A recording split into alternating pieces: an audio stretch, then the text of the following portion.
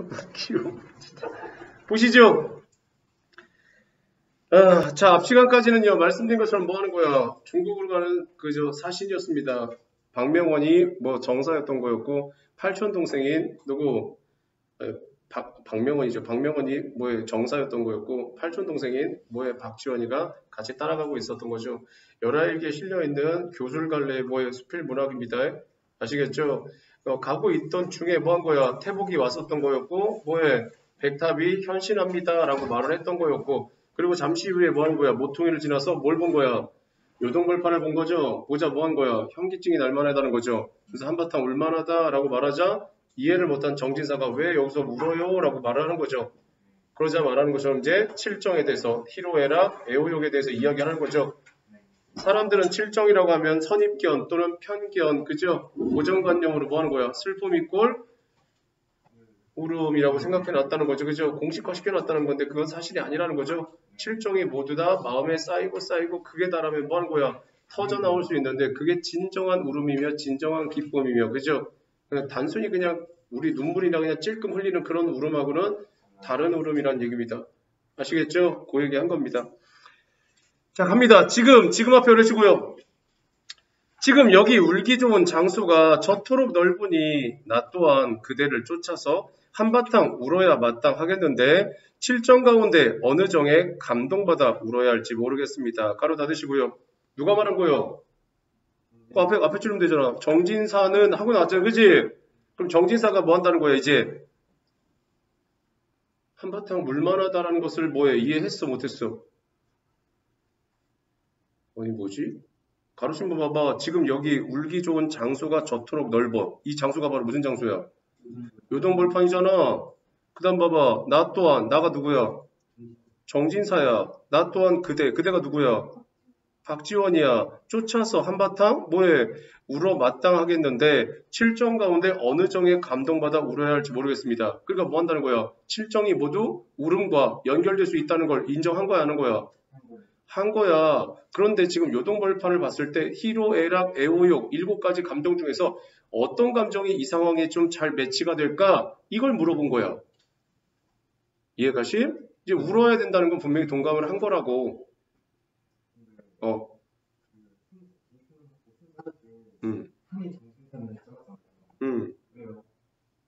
뒷 내용이 또 달라져서 편의상 그렇게 해서 자른 거예요. 그건 이제 말한 거고 이제 내용이 이제 그렇게 달라진다는 거예요.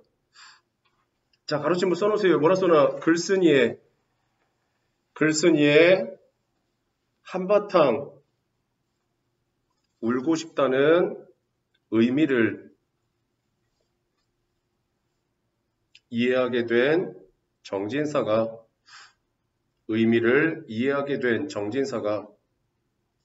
그 뜻에 공감하며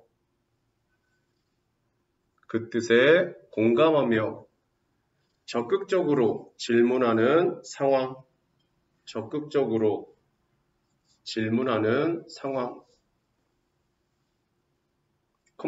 칠정 중 어떤 감정이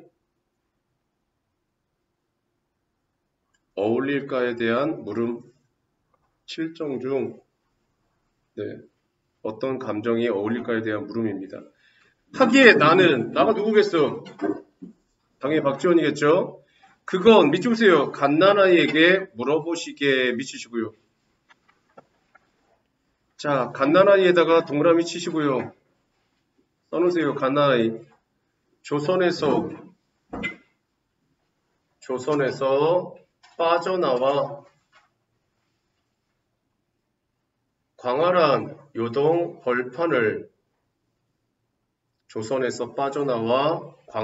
요동 벌판을 바라보는 화자의 처지를 빗댄 겁니다. 표면적으로는 갓난아기지만 실제로는 누구라는 거야? 박지원 자신이라는 거지? 자기가 왜 갓난아기입니까? 라고 말하면 뭐 하는 거야? 조선의 반도는 조그맣잖아. 볼록 튀어나오고 마치 뭐 같다는 거야? 엄마의 뱃속 같다는 거야. 좁은 땅덩어리지. 엄마의 배도 좁고 그 속에 살던 누구? 박지원 자신이 마치 뭐예요? 그 속에 있던 애기와 같다는 거야. 그런데 그 조그만 반도에서 뭐 한 거야? 드넓은 대륙으로 나왔잖아. 얘가 마치 뱃속에 있는 아기가 뭐에 응애하고 세상에 태어난 거하고 똑같다 이렇게 말한 거예요. 자, 밑줄 친 부분에다 써놓으세요. 이것도 웃기지. 뭐라는 거예요 지금? 7종 중에 어떤 거에 맞춰서 울면 됩니까? 라고 말했으면 그냥 감정을 말해주면 되잖아. 그지? 근데 또 엉뚱한 얘기를 하고 있는 거죠. 밑줄 친 부 써놓으세요.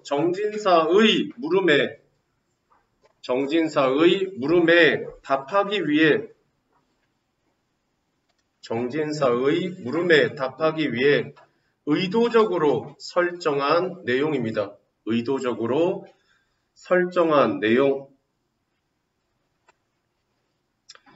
갓난아이가 처음 태어나 7종 중 어느 정에 감동하여 우는지. 갓난아기 앞에 해주시고요. 갓난아이는 태어나 처음으로 해와 달을 보고 그 다음에 부모와 앞에 꽉 찬 친척들을 보고 즐거워하고 기뻐하지 않을 수 없을 것이네. 가로 달으시고요.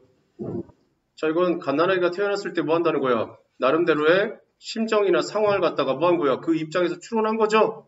태어나 보니까 뭐가 있다는 거야? 앞에 해와 달이 있고 그 앞에 부모와 친지들이 있고 그 다음에 그들이 뭐해? 활짝 웃으며 아이고 이뻐라 이러면서 태어나서 뭐해? 기뻐하는 모습을 눈으로 봤다는 거죠. 그죠? 가로 닫으시고요. 써놓으세요. 뭐라 써놔? 갓난아이가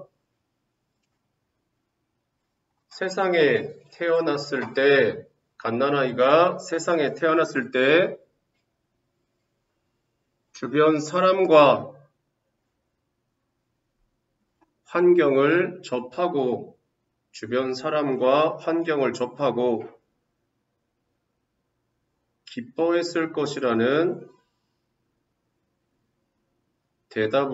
기뻐했을 것이라는 대답으로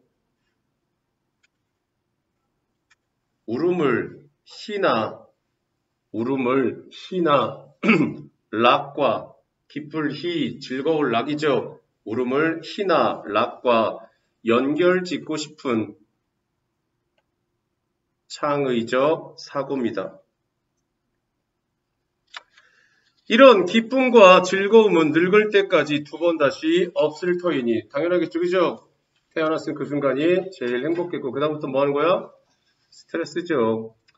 슬퍼하거나 화를 낼 이유가 뭐에 이치가 없을 것입니다. 응당 앞에 놓으시고요. 응당 즐거워하고 웃어야 할 것이 아닌가. 가로 닫으시고요. 자, 가로 친 부 역시 써놓으세요. 뭐라 써놔? 아이의 상황과 자신들의 상황을 서리법을 통해 강조라고 써놓으세요. 서리법을 통해 강조한 겁니다. 그런데도 도리어 앞에 놓으시고요. 한없이 울어대고 분노와 한이 가슴에 꽉 찬 듯이 행동을 한단 말이야. 이를 두고 신성하게 태어나거나 어리석게 평범하게 태어나거나 간에 사람은 모두 죽게 되어 있고 살아서는 허물, 걱정, 근심, 백방으로 겪게 되므로 갓난아이는 자신이 태어난 것을 후회하여 먼저 울어서 자신을 위로하는 것이라고 한다면 가로 닫으시고요. 자, 다시 보세요. 도리어 한없이 울어대고 누가?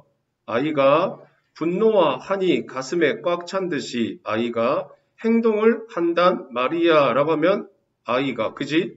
근데 이를 두고 뭐요? 이 행동을 두고 신성하게 태어나거나 어리석고 평범하게 태어나거나 신성하게 태어난 건 아주 귀한 가문에서 태어났겠지 그지? 아니면 어리석고 평범하게 태어났다는 건 뭐 그냥 일반 백성들의 가정에서 태어나면 그렇겠지. 사람은 모두 죽게 되어 있고 그지? 그러니까 뭐 하는 거야? 언젠가는 죽을 수 있는 거고 살아가는데 허물은 뭐야? 여러 가지 뭐 탓을 하거나 욕을 먹거나 이런 거 잘못 또는 걱정, 근심, 뭐 스트레스 같은 거겠죠? 백방은 뭐야? 수없이 사방으로 겪게 되므로 이게 현실이겠지? 갓난아이는 자신이 태어난 것을 후회하여 내가 왜 태어났을까? 태어나서 뭐 하는 거야? 이런 허물과 이런 근심과 이런 걱정에 휩싸여서 살아갈까라는 후회와 그래서 먼저 울어서 자신을 위로 아이고 너는 그지 같은 세상에 드디어 태어나게 됐구나 안 됐다 이렇게 자기가 스스로를 뭐 하는 거야? 위로하고 있다라고 생각한다면 누가? 어떤 사람들이? 일반 사람들 중에서 전부라고 말할 수는 없겠지. 얘가? 그러니까 일부의 뭐예요? 이것도 역시 고정관념이겠죠. 그죠? 아시겠죠? 가로치면 거기다 써놓으세요. 뭐라 쓰냐면 갓난아이가 세상에 태어나며 우는 것을 두고 갓난아이가 세상에 태어나 우는 것을 두고 다른 견해를 드러내는 인식이라고 써놓으세요. 다른 견해를 드러내는 인식, 콤마 찍고요. 관습적 사고로 부정적으로 바라봄, 관습적 사고로 부정적으로 바라봄. 이런 생각을 가진 사람이 뭐 없다고 할 수도 없고요. 전부 다라고 할 수도 없는 거겠죠. 이건 뭐 퍼센테이지 재본 건 아니니까. 하지만 그래도 뭐 하는 거야. 어쨌든 좀 일반적으로 애가 태어났는데 부정적으로 생각하는 건 좀 그렇잖아. 그지? 세상에 태어나서 기뻐 그렇게 운다고 생각해야지. 물론 소수의 좀 삐딱한 사람은 그지 같아 라고 생각할 수도 있겠지만 아시겠죠? 이것은 갓난아 펴주시고요. 갓난아이의 본 마음을 참으로 이해하지 못해서 하는 말이네. 가로다시고요. 누구의 생각이야? 박지원의 생각이죠. 그러니까 박지원은 이런 사고가 뭐 하다는 거야? 잘못됐다는 겁니다. 써놓으세요. 뭐라 써놔? 갓난아이의 울음을 현실에 대한 부정적 인식과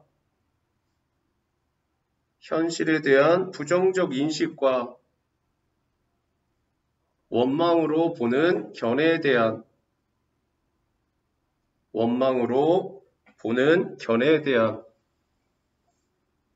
비판이죠.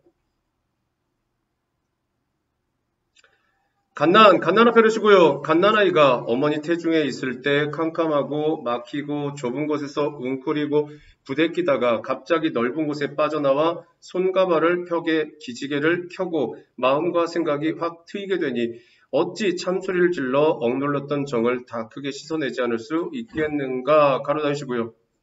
다시요. 갓난아이가 어머니의 태중 동그라미 치시고요. 태중은 뱃속입니다. 거기 어머니의 태중에다 동그라미 치시고 뭐라 써나 엄마의 뱃속이라고 쓰시고 그 옆에다가 써놓으세요. 속성 첫 번째 비좁고 폐쇄된 공간인 조선을 비유. 이게 첫 번째. 두 번째 성리학적 사고를 중심으로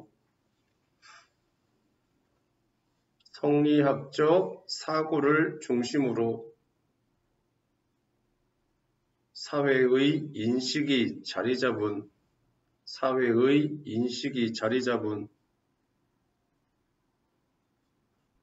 지식인 사회의 폐쇄성. 세 번째, 청나라의 넓은 대륙과 대비되는 공간입니다. 그러니까 여기서 지금 말한 어머니 태중이라는 건 쉬운 말로 하면 어머니 뱃속이라는 거고, 어머니 뱃속이 의미하는 것은 넓은 대륙, 즉 유동벌판과 대비되는 좁은 공간이라는 얘기고, 그 좁은 공간이라는 게 실질적으로 뭐 하는 거야? 좁은 땅으로서 조선의 어떤 여러 가지 뭐 문물이라든가 아니면 사회적인 여러 가지 문화 같은 것들이 아무래도 좁은 땅이다 보니까 적다는 거죠. 더불어서 그 속에 살고 있는 사람들이 뭐 한다는 거야? 성리학적 사고를 갖고 뭐 하는 거야? 지식인들이 웃기지 마, 나만 오라 이렇게 생각을 하는 거죠. 이해가십니까? 그것이 지금 잘못됐다는 거예요. 아시겠죠? 콤마 치고 이거 속담은 못 떠올라? 결국 엄마 태중이라는 건 굉장히 비좁은 공간이잖아. 그치? 그 속에서의 지식, 그 속에서의 어떤 문화적인 아니면 경제적인 폐쇄성. 우물안개구리 한자성으로 뭐라 그래? 이럴 때는 속담보다는 한자성을 좋아하잖아. 한자성을 뭐라 그래? 우물안개구리. 빨리. 뭐지? 좌정, 관천, 정, 저, 지와. 아시겠죠? 알아두세요. 보이나? 좌정관청, 정저지와. 아시겠죠? 우물한 개구리라는 뜻의 한자성어입니다. 알아두세요. 자, 태중에 있을 때 캄캄하고 막히고 좁은 곳에서 웅크리고 부대끼다가, 서로 부대낀다는 건 부딪히다가 이런 얘기죠. 갑자기 넓은 곳 미치시고요. 자, 갑자기 넓은 곳이 바로 뭐야? 써놓으세요. 청나라의 드넓은 땅. 컴마, 꼭 땅만 얘기하는 건 아니겠죠? 모두들 문화요. 써놓으세요. 새로운 신문물을 새로운 신문물을 비유한 겁니다. 빠져나와 손과 발을 펴서 기지개를 켜고, 그러니까 표면적으로는 계속 누구 얘기하고 있는 거예요? 아기의 상황이지. 애기 엄마 뱃속에 있다가 이렇게 웅크리고 있다가 갑자기 넓은 곳이니까 여기서 표면적으로는 세상이지. 얘가 표면적인 것과 이면적인 건 구분을 해야지. 지금 겉으로는 아기의 상황이잖아. 하지만 그 이면에는 이제 조선의 어떤 뭐 좁은 땅과 좁은 사고와 그 다음에 넓은 곳은 말한 것처럼 청나라의 어떤 드넓은 대륙이면서 동시에 뭐 한다는 거야? 어떤 새로운 문물이라든가 신문물, 여러 가지 뭐 아라비아라든가 이런 걸 통해서 들어온 문화들이 있을 거 아니야. 아시겠죠? 그 다음요. 손과 발을 펴서 기지개를 켜고, 이건 아이의 상황. 마음과 생각이 확 트이게 되니 밑줄세요. 어찌 참소리를 질러 억눌렸던 정을 다 크게 씻어내지 않을 수 있겠는가? 밑줄시고요. 자, 밑줄 신분을 써놓으세요. 뭐라 쓰면 하늘과 땅 사이에 가득 찬 넓고 큰 정기인, 정기는 기운, 넓고 큰 정기인 호연지기의 기상이라고 써놓으세요. 호연지기의 기상. 호연지기는 아주 큰 넓은 기운이에요. 쉽게 말하면 산 정상에 올라가서 뭐예요? 야호라고 하면서 뭔가 그 산의 기운을 느끼는 거, 이런 것들이 뭐예요? 그 넓고 큰 기상, 호연지기라고 합니다. 컴마 찍고요. 않을 수 있겠는가? 무슨 법이야? 영탄과 설이죠, 그죠? 아시겠죠? 이런 거 뭐 그냥 기본이에요. 알아두시고. 자, 가로 닫으시고요. 가로치면 써놓으세요. 뭐라 써놔?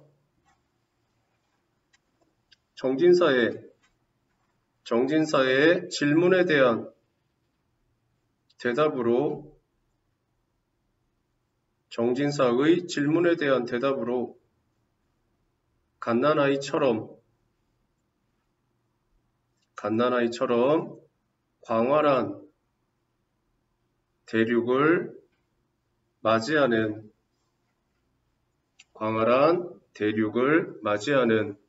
기쁨과 즐거움의 감정을 바탕으로 울어야 한다는,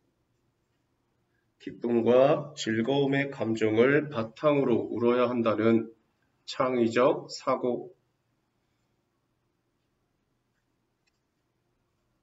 그 얘기가 하고 싶었던 거예요. 자, 여기까지 사설 하나 그시고요. 여기까지가 전입니다. 기승전 3단, 일단 3단까지는 여기 기승전이죠. 마지막 부분이 이제 결입니다. 갑니다. 그러므로 갓난아이의, 밑주세요. 거짓과 조작이 없는 참소리, 밑이고요. 거짓과 조작이 없는 참소리니까 이거 뭐야? 두 눈에서 눈물방울 띡띡 떨어지는 그 눈물이 아니야. 아니겠죠, 그죠? 써놓으세요. 세상에 나올 때 기쁨과 즐거움이 자연스럽게 터져나오는 울음입니다. 자연스럽게 터져나오는 울음. 이 소리를 응당 본받는다면 금강산의 비로봉, 길게 동그라미 치시고요. 자, 금강산의 비로봉 뭐예요? 바로 써놓으세요. 글쓴이가 생각하는 또 다른 통곡할 만한 자리 첫 번째. 물론 요동굴판까지 포함하면 두 번째겠지만 일단 첫 번째. 올라 동해를 바라보매 한바탕 울 적당한 장소가 될 것이고 황해도 장현의 금모래 사장 동그라미 치세요. 길게. 자리 2 똑같이 쓰기 귀찮잖아. 글쓴이가 생각한 또 다른 통곡할 만한 자리의 두 번째라고요. 하나는 금강산 비로봉, 또 하나는 왜 황해도 장현의 금모래 사장. 자, 여기만 가도 한바탕 울장수가 될 것이네. 지금 앞에 그러시고요. 지금 요동 들판에 임해서 여기서부터 산해관까지 1200리가 도무지 사방에 한 점의 산이라고는 없이 하늘과 땅끝과 마치 악유로 붙인 듯 실로 꿰맨 듯하고 구금의 비와 구름만이 창창하니 가로 닫으시고요. 다시요. 지금 요동 들판에 임한다는 건 뭐야? 맞이하여 이런 얘기입니다. 여기서부터 산해관까지 산해관에다 미치시고요. 이건 어휘니까 써놓으세요. 발해만 연안에 있는 만리장성 동쪽의 관문입니다. 만리장성 동쪽의 관문. 그 산해관까지 1200리의 도무지 사막의 한 점의 산이라고는 없어. 그러니까 오로지 뭐밖에 없어? 그 평지, 들판밖에 없다는 거죠. 하늘의 끝과 땅 끝이 마치 악교는 뭐예요? 쉽게 말하면 본드, 접착제. 이 말이 와닿지 않으면 어디 가면 돼? 바닷가 가시면 되죠. 바닷가 가면 뭐해? 바다를 이렇게 쭉 보면 뭐가 없어? 섬이라고는 하나도 없는 상태에서 아주 넓은 바다와 하늘이 마치 뭐 한 거야? 붙어있죠. 수평선. 마치 뭘로? 풀이나 아니면 본드로 붙인 것 같다. 이렇게 말한 거예요. 대신 이 지금 요동벌판은 뭐 하는 거야? 바닷물 대신에 뭐가 있는 거야? 들판이 있는 거겠죠. 이해가십니까? 그걸 이렇게 표현한 거예요.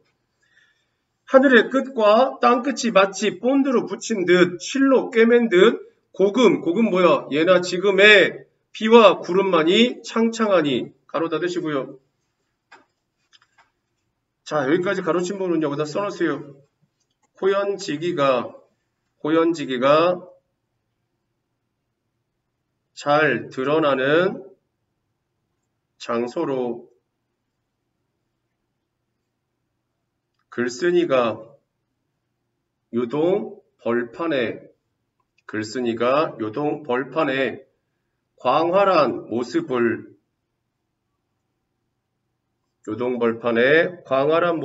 비유적으로 묘사. 통곡할 만한 자리 세 번째. 아까 말한 금강산의 비로봉, 황해도의 장현 금모래 사장. 세 번째가 바로 어디야? 요동벌판. 찍고요. 이렇게 한눈에 내다보기도, 한눈에 바라보기도 벅찬 그 광경을 뭐라 그래? 써나 제자는 어이, 일망무제. 한눈에 담기도 버거울 정도로 넓은 경치예요.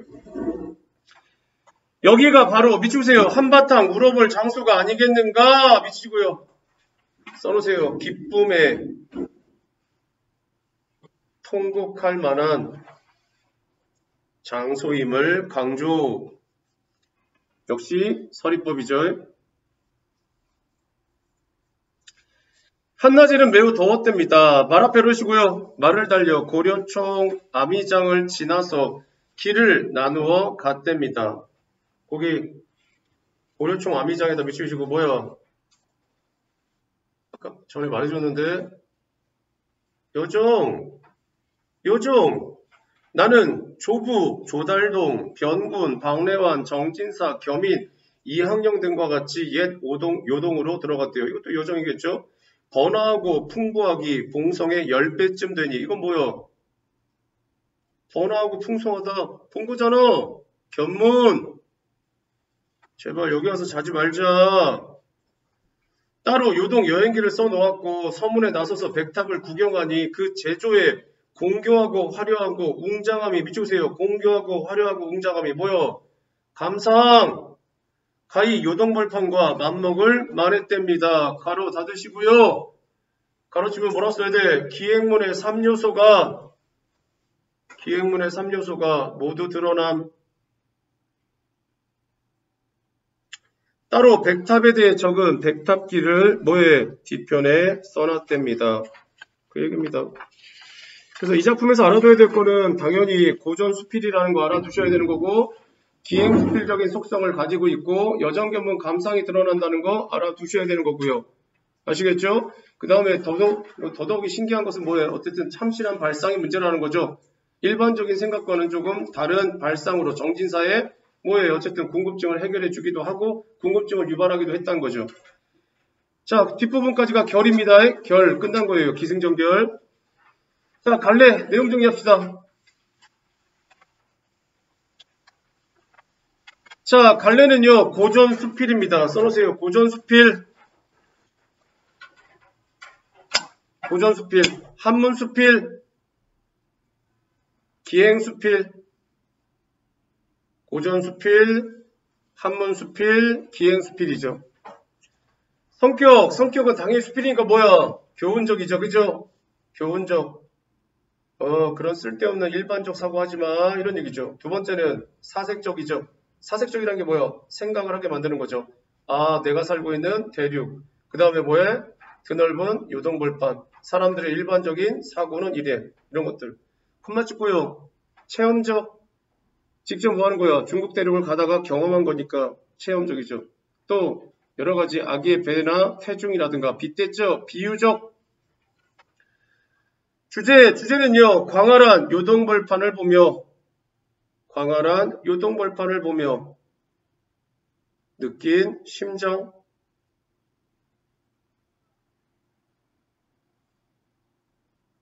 자, 특징. 일반적 사고를 뛰어넘는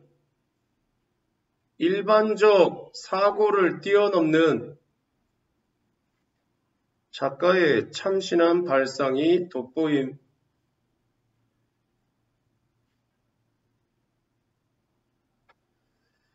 두 번째, 적절한 비유와 예시를 통해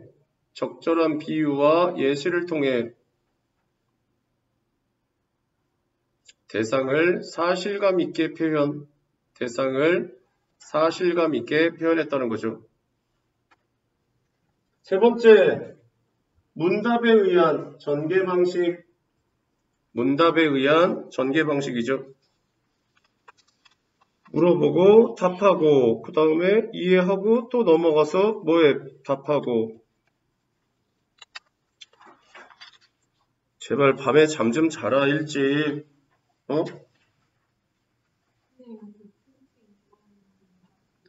특징이 뭐였지? 적절한 비유와 예시를 통해 대상을 사실감 있게 표현했다고.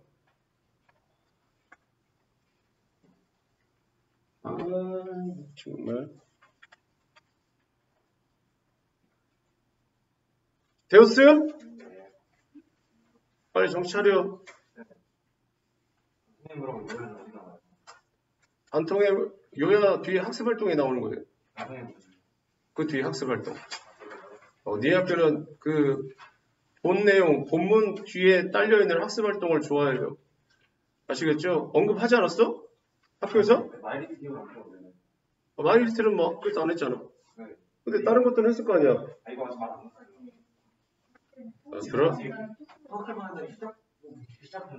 들어갈 거야. 들어갔었어. 빨리 정신 차려봐. 지금 시간 주고 있잖아. 일찍 자. 많이 자라고. 나도 어저께 어제 거기야 난 주말이 나도 끔찍하거든 지금. 빈말하지만 나 아침 9시 우리 고3들 공부시키려고 아침 9시 원래 8시에 수업했거든. 너무 힘들다고 9시로 바꿔달라고 해서 1시간 늦춰줬거든. 소용없어. 어차피 먼 일어나서 못 오는 사람들은 그냥 꾸준히 그래. 그래서 문자하고 뭐하고 하는데도 정신력으로 오는 사람들 난 그랬거든. 공부 안 할 사람들은 9시가 아니라 8시 뭐 10시로 해도 빠질 건 빠져. 와서 또 그래서 내가 봤을 때는 오늘도 아침에 고3 애들한테 뭐라 그랬거든. 정신 좀 차리라고. 니네 진짜 시간 6개월도 안 남았다고. 벌써 4월 중순인데 5, 6, 7, 8, 9, 10 6개월 남았다고 하지만 여름이 있고 뭐하고 시험 기간 빼고 하면 6개월도 안 남았거든. 아직까지 정신을 못 차리고 계셔가지고 여유가 넘쳐 고3들은. 내가 그래서 진짜로 악담이 아니라 정확하게 말해주는 거거든. 수능 끝나고 난 다음에 정시 때 되면 이거 엄청나게 초조해져. 니네도 아직 여유가 넘쳐서 난 니네들도 좀 아니라고 생각하거든. 정신 차려야 돼. 첫 시험이잖아. 여유가 넘치고 뭐 하는 거는 시험 끝나고 난 다음에 분함에 비하면 별것도 아니야. 지금 힘들고 뭐 하는 거 시험 끝나고 나서 만약에 내가 쟤보다 못해? 내가 뭐 몇 점 틀렸어? 짜증나. 물론 며칠 안 가. 며칠 안 가지만 그 순간적으로 북받치는 감정은 또 말로 못해. 물론 본인이 어떤 욕심이 있다면 단 그 전에 분명히 성찰은 해야지. 말했잖아. 지금 이 시간 한 열 며칠밖에 오늘 10일이잖아. 대략 해봐야 한 14일 그 정도 남았는데 내가 말했잖아. 한 달 전에 2주 남겨놨네? 어떡하지? 한다고. 이거 난 자신에 대한 컨트롤이라고 생각하거든? 관리야. 이래서요, 저래서요. 그건 자기들 사정이야. 냉정하게 말하면. 시험에 그거 반영 안 돼. 내 말을 말한 것처럼 오해하지 말고 들어. 난 정확하게 말해주고 있는 거야. 이래서요, 저래서요. 난 그래서 내 얘기 한 거야. 9시 수업이면 난 말한 것처럼 올라 그러면 한 거의 6시? 7시 반? 그쯤에 일어나서 씻고 밥도 못 먹어.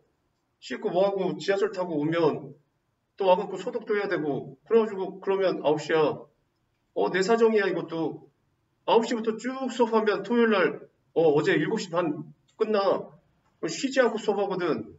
대충 잡아도 10시간 반이야. 밥 하나도 못 먹어. 거의 물도 못 마셔.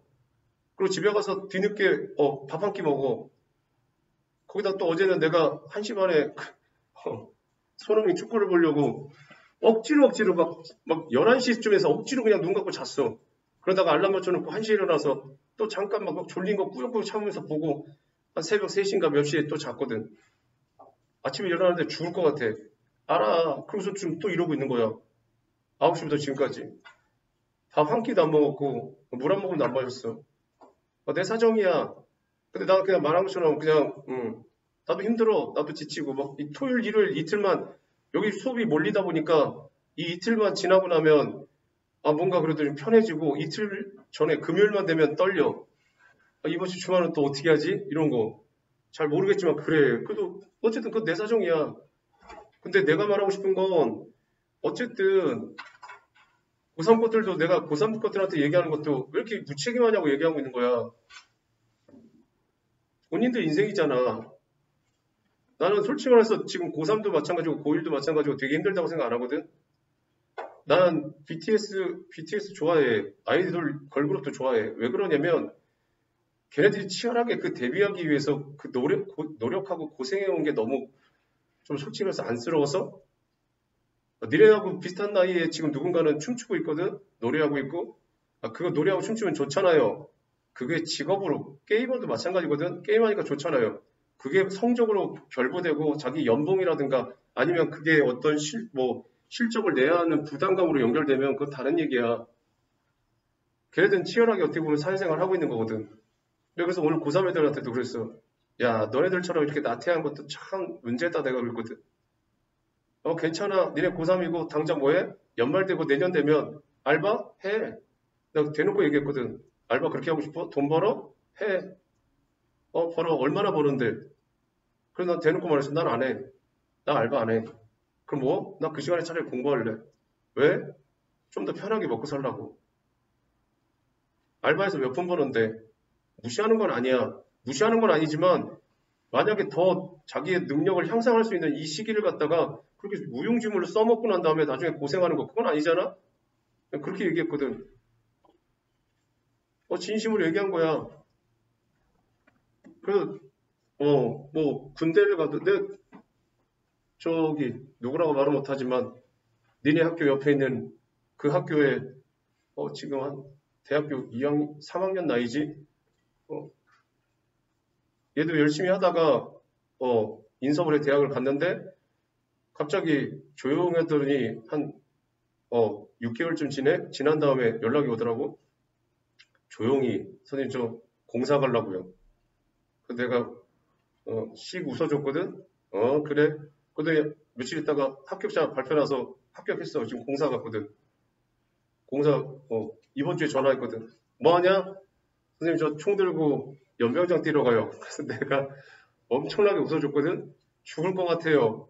혹시 공사 온다는 애 없어요? 없는데 오지 말라고 하세요. 그러거든. 지금 솔직히 말해서 다른 여대생 애들은 막 이쁘게 꾸미고 뭐 야 봄 온다 뭐 옷도 이쁘게 오는데 걔 지금 총 닦고 있어. 총 닦고 그 군화 닦고 심심하면 바닥 청소하고 심심하면 그 위에 선임들이 화장실 청소도 시킨대. 내가 지금 이걸 왜 하고 있는가 하고 있대. 그래서 내가 그랬어. 너가 지금 그럼 몇 학년이지? 저 2학년. 아직도 2년 반 남았네? 내가 또 놀려줬거든. 그런 거요. 이렇게 살아갈 게 이제 곧 있으면 니네 모습이거든. 그럼 지금 편하면 그때 가서 힘들다는 얘기 하고 있는 거예요. 지금 좀 고생을 하고 그때 가서 좀 편한 게 낫지 않니? 그 얘기 하고 있는 거예요. 그래서 시험 2주 남았는데 내가 봤을 때는 아직도 늦은 거나 뭐 이런 거 아니야. 해 그냥. 노는 거 좀 자중하고 시험 끝나고 놀아. 저 사람 말처럼 금요일 날 끝나고 난 다음에 열심히 놀아. 그 주 토요일하고 일요일도 열심히 놀든가. 그러면 됐지. 지금 너 그만 놀아. 힘든 거 뭐 그래 이것저것 숙제 치이겠지. 알아서 잘 하시고 시간 배분 잘 하시고 잠잘 거는 자면서 하세요. 안 자고 하는 것도 좋은 방법은 아니야. 아시겠죠? 힘내서 하시고 문제 다 푸시고 제발 숙제 좀. 자꾸 내가 숙제 안 내준다 그러는데 나 숙제 내주고 있는데 자꾸 안 해와. 아시겠죠? 반성하시고. 자, 그 뒤에 보시면 요야가 나옵니다. 요야. 합시다. 요야. 요야는 뒤에 학습활동에 아주 작게 나와 있는 한시입니다. 아시겠죠? 자, 이 김정희의 요야인데요. 한시는 한 가지만 얘기할게요.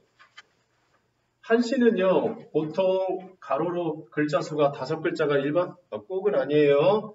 글자 수가 5글자를 갖다가 언을 붙여요. 앞에다가 숫자를 붙이죠. 그래서 5원이라고 말을 해요. 근데 7글자도 있어요. 여기 7글자. 그러면 당연히 7원 이렇게 말하겠죠. 아시겠죠? 형식이 그렇다고요. 그 다음에 세로로 4줄로 되어 있습니다. 4줄로 되어 있는 걸 줄을 갖다가 고전문학에서 뭐라 그래? 구라 그래요. 그래서 이걸 절구라고 그래요. 그러니까 총 20자로 되어 있으면 뭐라 그러는 거예요? 5원, 절구 이렇게 말하는 거예요. 7, 4, 28, 28자로 되어 있으면 7원, 절구 이렇게 말하는 거고요. 그 다음에 보통 8줄도 많거든요. 8줄로 되어 있으면 이렇게 8줄로 되어 있으면 율시라고 말해요. 율시. 아시겠죠? 또 여기서 드러나면 뭐 배율, 고시 막 이런 것들이 있거든요. 근데 그냥 일반적인 건 절구, 율시 정도까지만 아셔도 돼요. 얘는 딱 봐도 가로로 몇 글자야? 5글자죠. 그죠? 줄로 몇 줄이야? 4줄이잖아요. 그러니까 당연히 뭐겠어?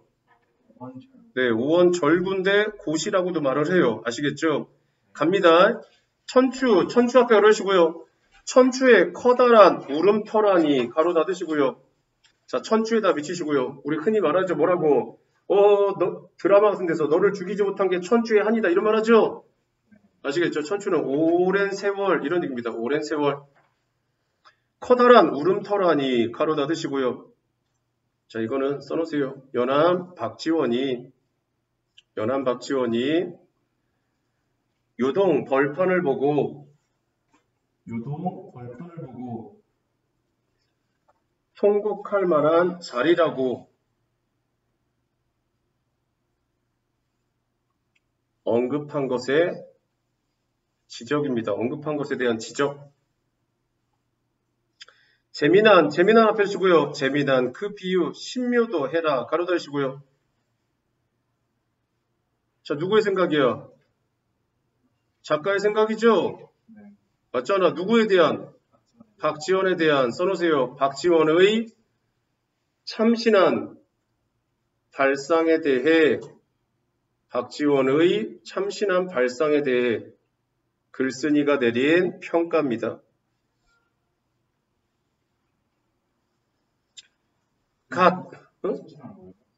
참신한 발상에 대한 글쓴이의 평가라고요. 이거 김정희의 평가. 갓 앞에 그러시고요. 갓 태어난 피덩이 어린아이가 세상 나와 우는 것에 비유하였네. 가로 닫으시고요. 별로 어려운 얘기 아니잖아. 그죠? 가르치면 뭐예요, 역시. 써놓으세요. 참신하. 써놓으세요. 참신하고, 신묘하다고, 참신하고, 신묘하다고 평가한 이유라고 써놓으세요. 평가한 이유. 그 얘기입니다. 이거 뭐 별로 어려운 얘기가 아니라 간단하게 말하면 뭐야. 통곡할 만한 자리라고 표현한 것에 대한 뭐에 내 생각은 참 약간 좀 웃기긴 하지만 그래도 뭐에 신묘하고 절묘하다 이런 얘기예요. 왜? 야 그걸 갓난에게 핏덩어리와 세상에 우는 것에 대해서 뭐에 표현하다니 이런 얘기예요. 아시겠죠? 이거 어려운 거 아닙니다. 써놓으세요. 갈래는 오원 고시의 한시라고 써놓으세요. 오원 고시의 한시. 성격은요, 예찬적입니다. 예찬적. 주제는 뭐 당연히 뭐겠어. 요동 벌판에 대한 감탄이죠.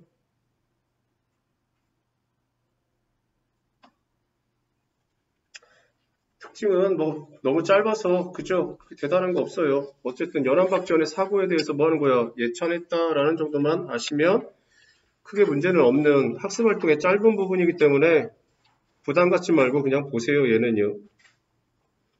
자, 그 다음에 반통의 물이죠.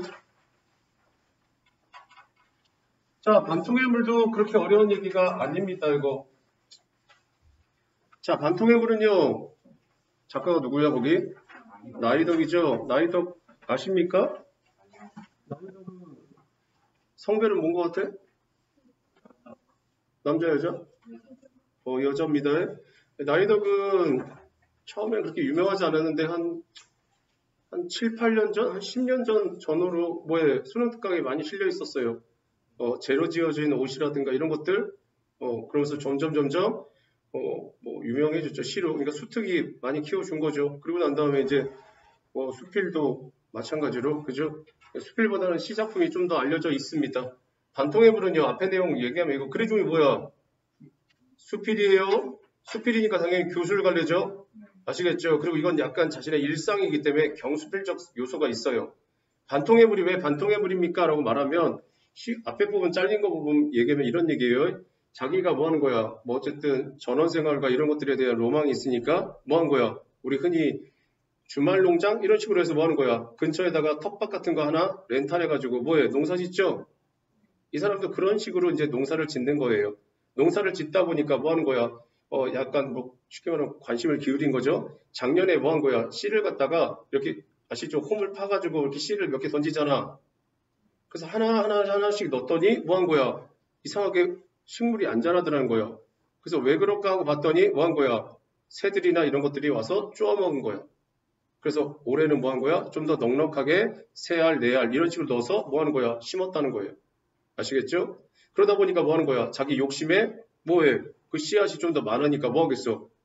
걔네들이 자라날 공간은 뭐해? 한정돼 있잖아. 근데 거기다 씨를 뭐 물론 새들이 쪼아 먹을 수도 있고 벌레가 먹을 수도 있으니까 넉넉히 넣는다는 게 좀 많이 되다 보니까 뭐 하는 거야?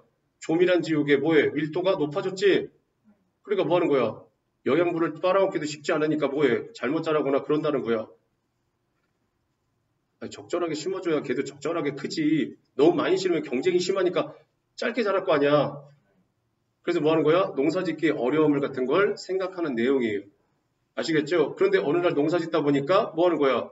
이렇게 길가에 이 농사 짓는 곳에 수도 시설이 제대로 돼 있지 않아요. 그러다 보니까 뭐 하는 거야? 저 멀리서 물을 길어와야 되는 거죠. 그런데 길바닥에 물이 뭐에 계속해서 물이 좀 떨어져 있는 걸 보고 뭐에 쓴 거예요. 봤더니 옆에 텃밭에 웬 뭐에 나이 드신 분이 뭐 하는 거야? 다리가 좀 불편하신 거죠. 불편하신 상태에서 뭐 하는 거야? 얘네들 지금 햇빛 뜨겁잖아. 그럼 많이 마를 거 아니야. 그러니까 물을 줘야 되니까 뭐 하는 거야? 그 물을 길어오는 거예요. 길어오는데 발이 불편하니까 뭐해? 쩔룩쩔룩거리겠지. 그러니까 양동이가 흔들리겠지. 그래서 물이 뭐 하는 거야? 계속 넘치는 거예요. 그러니까 뭐해? 도착했을 때는 물이 뭐해? 반통만 남아있, 물론 좀 진짜 반통이지. 그 정도 남아있다는 거죠. 근데 이 반통에 물을 통해서 뭐 한다는 거야? 생각해봐. 편하게 뭔가 물을 옮겨주거나 아니면 물을 안 줄 수도 있잖아. 그런데 계속 이렇게 길러 나른다는 건 뭐 하는 거야? 물을 한 번 주고 말겠어? 양동에 물이 얼마나 된다고. 그잖아. 그럼 계속 실어 나눠야 되는 거잖아. 거기에 뭐가 담겨 있는 거야? 뭐 식물들에 대한, 작물들에 대한 뭐가 있는 거예요? 애정. 이해가시? 그 얘기를 하고 싶은 거예요. 이 글은요. 그래서 앞에 부분을 잘라놓은 거고요. 잘라놓고 난 다음에 거의 후반부예요. 아시겠죠? 이것도 학습활동에 실려있는 거라서 어쩔 수 없다는 거. 아시겠죠? 갑니다. 밭 앞에 가로 해주시고요. 밭 바로 옆에는요. 우물이나 수도가 없대요. 조금 걸어가야 그 마을 사람들에게 농수를 공급하는 수로가 있는데 호스나 관으로 연결하기에는 거리가 제법 된대요. 또 그러기에는 작은 밭에 너무 수선스러운 거 아니야? 같은 그냥 물을 한 통 길어다 주었대요. 가로다 주시고요. 아시겠죠? 그 상황이야. 이 밭은 거리가 좀 있어서 물을 대기가 쉽지 않다고. 그렇다고 관을 길게 해서 막 한 50m, 100m까지 관을 길게 하기에는 조금 과하다는 거지. 그러기에 뭐 농작물이 많은 것도 아니고. 아시겠죠? 그러니까 그냥 적당히 그냥 양동에다 물 담아서 이렇게 쭉 뿌려주는 게 그래도 그게 맞다는 거예요. 가로치면 써놓으세요. 농사짓기에 어려운 여건으로 물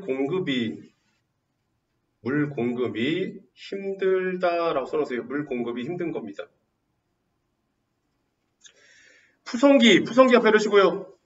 푸성기들을 키우는 것은 물이 아니라 농부의 발소리라는 말이 그냥 나온 게 아닌가 보다. 가로다 주시고요. 푸성기라는 건 뭐야? 그냥 들에서 아니면 길가에 나는 그런 식물들을 푸성기라 그래요. 근데 여기서는 자신의 작물이겠죠. 그죠? 작물을 갖다가 뭐 하는 거야? 좀 겸손하게 말한 거예요. 이 작물을 키우는 것은 물이 아니라 농부의 발소리. 농부의 발소리 뭐야? 밑줄 그으시고. 두 글자로 뭐요? 정성이요. 그만큼 농부가 발소리가 많이 들린다는 건 뭐예요? 많이 왔다 갔다 해? 안 해? 한다는 거죠. 그 말이 그냥 나온 게 아닌가 보다. 그러니까 뭐 하는 거예요? 이 말이 그냥 쓸데없이 나온 게 아니라 진짜로 뭐 하는 거예요? 현실적으로 작물을 잘 키우려면 농부의 발소리가 자주 들려야 된다. 이 말을 하고 있는 거예요. 그래서 가로치면 써놓으세요. 농작물에 물을 공급하기 위해 왔다 갔다 하는 농부의 발소리를 지칭한 것으로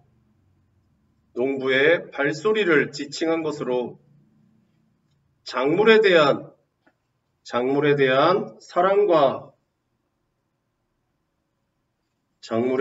사랑과 정성이 필요함을 강조한 겁니다. 무슨 말인지 이해 가시죠? 앞에 부분을 잘라서 이게 뭔 소리야 라고 하겠지만 아까 말한 것처럼 뭐 하는 거야?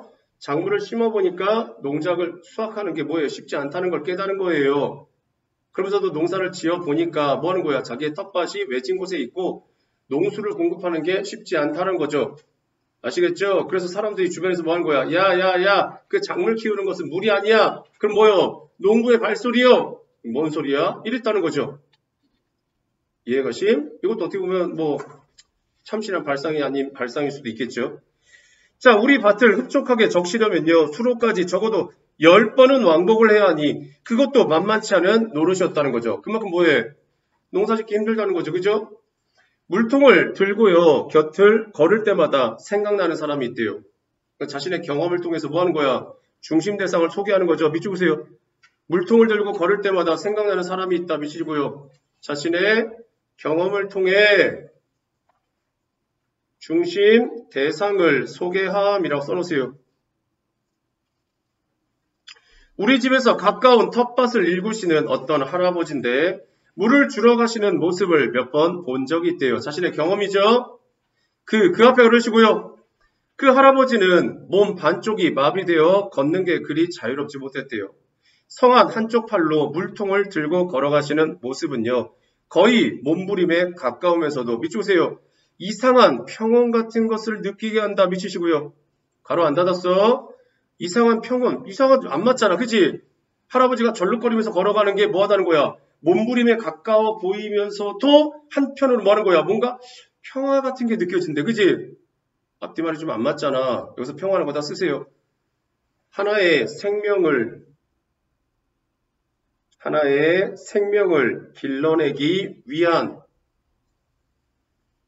생명을 길러내기 위한 자신의 고귀한 희생이기 때문입니다.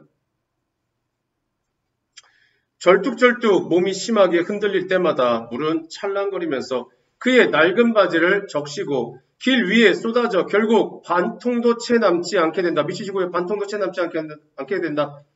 제목과 관련 하나 써놓으세요.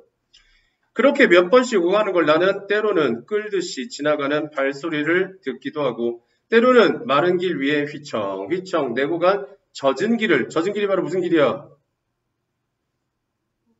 그렇죠. 반통의 물을 흘린 길, 그걸 말하는 거예요. 보고 알기도 한답니다. 아, 할아버지 물 주러 갔다 왔구나. 이렇게 알게 된 거죠. 가로 닫으시고요. 써놓으세요. 몸 반쪽이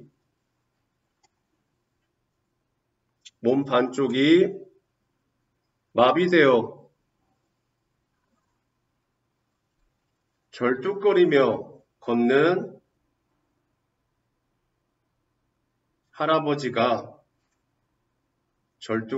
걷는 할아버지가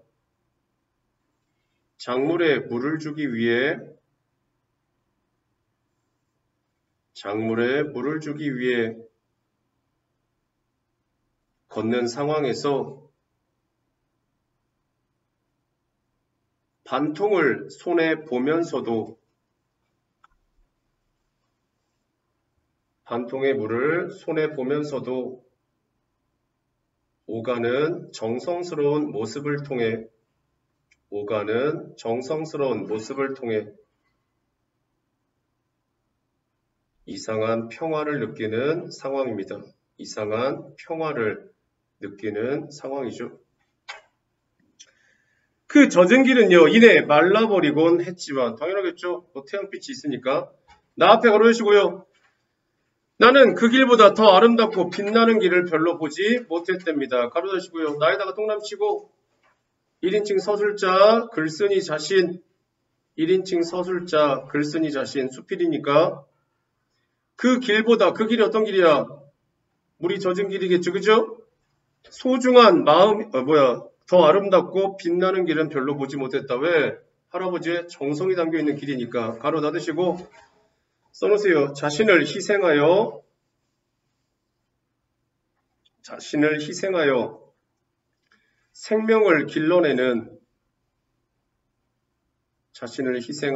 생명을 길러내는 할아버지의 소중한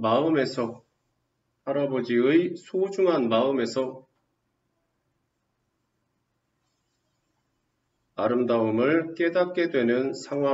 아름다움을 깨닫게 되는 상황입니다. 그리고 어느 날부터인가 나 역시 그 밭의 채소들처럼 할아버지의 발소리를 기다리게 되었대요. 밑줄으세요. 반통의 물을 잃어버린 그 발소리 미치시고요. 써놓으세요. 할아버지의 모습에 대한 예찬이라고 써놓으세요. 할아버지의 모습에 대한 예찬. 물통을 나르다가 문득 이런 생각이 들곤 한데요. 내가 10번 오가야 할 것을 그 할아버지는 20번 오가야 할 것이지만 왜 20번이야? 반통을 길가에 버리니까 물론 버리려고 버리고 싶은 게 아니라 그냥 걷다 보니까 그렇게 손해를 본 거죠. 내가 이 채소들을 키우는 일도 그 앞에 그러시고요. 그 할아버지와 크게 다르지 않은 어떤 안간힘 때문은 아닐까 가로주시고요. 자, 이 말은요. 써놓으세요. 힘이 들더라도 작물에게 생명의 기운을 쏟아붓고 싶은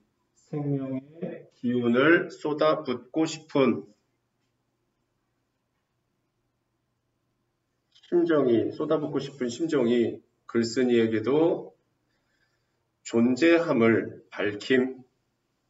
글쓴이에게도 존재함을 밝히는 겁니다.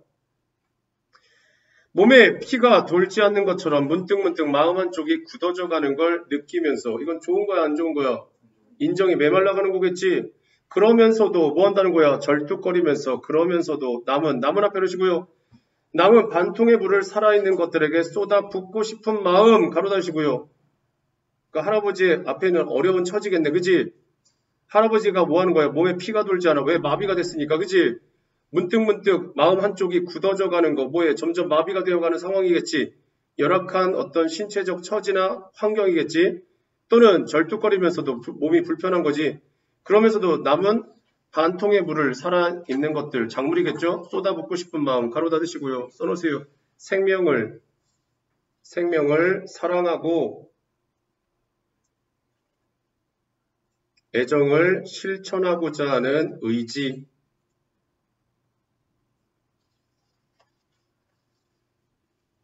그런 게 아니었을까 밑줄그시고요. 써놓으세요. 글쓴이가 경험을 통해 얻은 깨달음.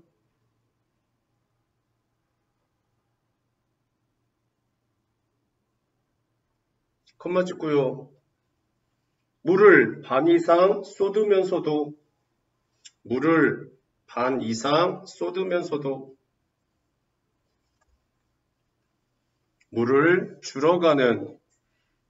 물을 줄어가는 할아버지의 모습에서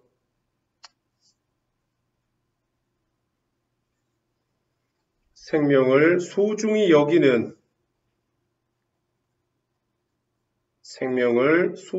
여기는 태도를 깨달음.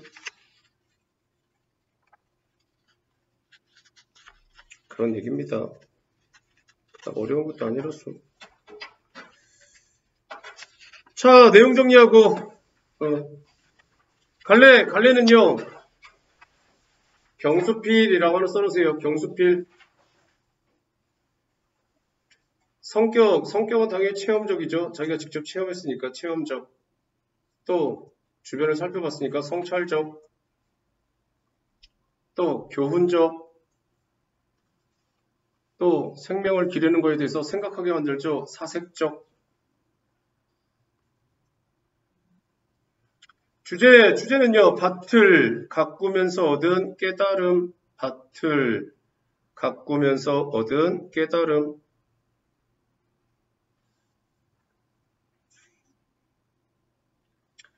자, 특징은요. 하나만 쓰세요. 자신이 느낀 점을 짤막하게 병렬적으로 병렬적으로